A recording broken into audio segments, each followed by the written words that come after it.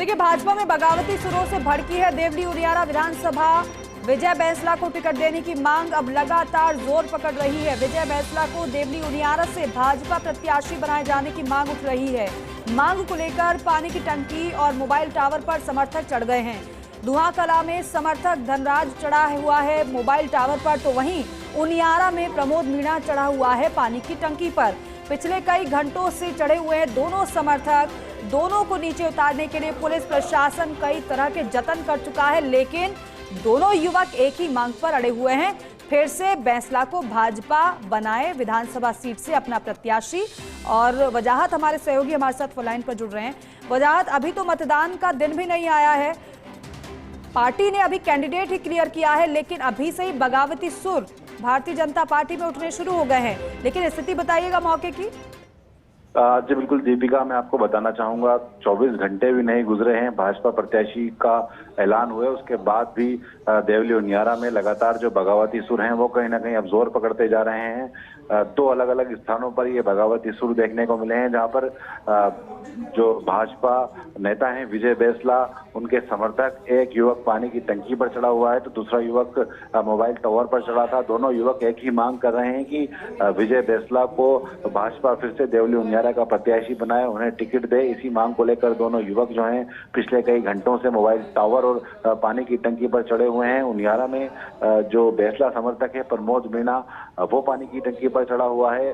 भाजपा के जो स्थानीय नेता थे उनियारा के, उन्होंने युवक की बात भाजपा प्रदेश अध्यक्ष मदन राठौड़ से भी कराई, लेकिन समझाइश पूरी तरीके से विफल रही है। उसकी एक ही मांग है कि विजय बैंसला को कैसे भी करके पार्टी फिर से अपना प्रत्याशी बनाए। और दूसरी तरफ जो युवक धनराज था, जो धुआं कला में मोबाइल टावर पर चढ़ा हुआ था, अभी लेटेस्ट सूचना ये मिल रही है कि वो रात के अंधेरे का फायदा उठाकर नीचे उतरकर फरार हो गया है। इस पूरे मामले की जानकारी जो है देवली पुलिस के सर्किल ऑफिसर राम सिंह जाट ने हमें दी है। उनका कहना है कि इस पूरे मामले में जो युवक है उसके खिलाफ विधिक कार्रवाई पुलिस द्वारा की जाएगी। जी दीपिका।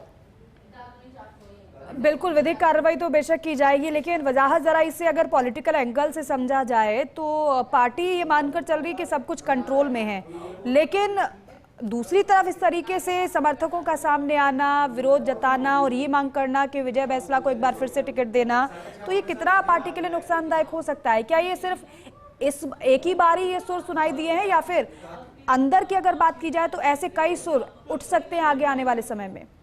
जी बिल्कुल दीपिका, आने वाली जो राहें हैं अब बिल्कुल आसान नहीं होने वाली हैं भाजपा के लिए, क्योंकि जिस तरीके से महज 24 घंटे के अंदर अंदर इस तरीके के बगावती सुर उठे और इतने बड़े पॉलिटिकल स्टंट देवली उनियारा में देखने को मिले हैं, जहां पर पानी की टंकी पर युवक चढ़ा, मोबाइल के टावर पर युवक चढ़ा। बात की जाए पिछले जो विधानसभा चुनाव हुए थे, जब पार्टी ने विजय बैंसला को अपना प्रत्याशी बनाया था, उसके बाद भी देवली उनियारा से लेकर भाजपा प्रदेश कार्यालय तक विरोध के स्वर देखने को मिले थे।